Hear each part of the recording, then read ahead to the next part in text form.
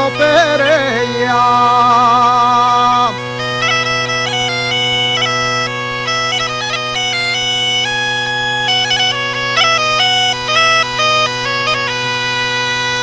El día tuvo mi frío y de la noche si helaba y arrimado a la burrina el leño se calientaba.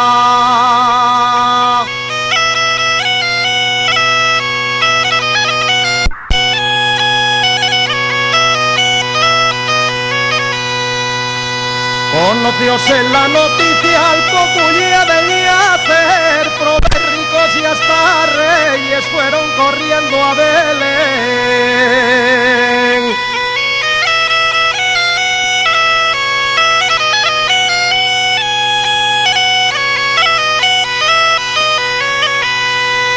De Asturias fueron a verlo cruciando muchas montañas, llevaron mi sidra dulce y unos poques de castañes.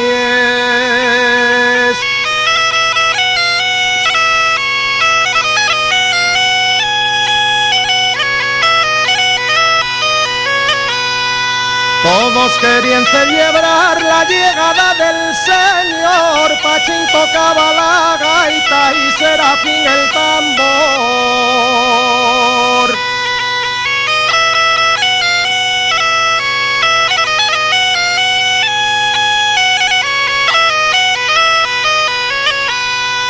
Y el 25 de diciembre repítese este milagro, el niño vuelve a nacer y nosotros adorarlo.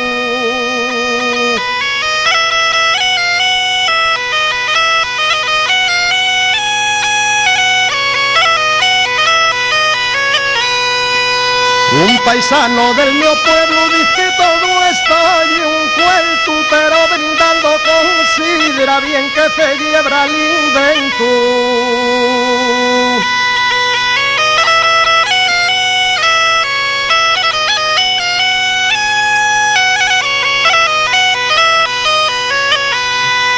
Para la gente que me escuche a cantar historias como estes, el praviano vos desea.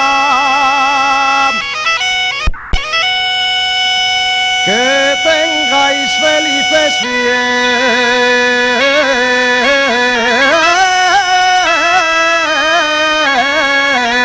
fiestas.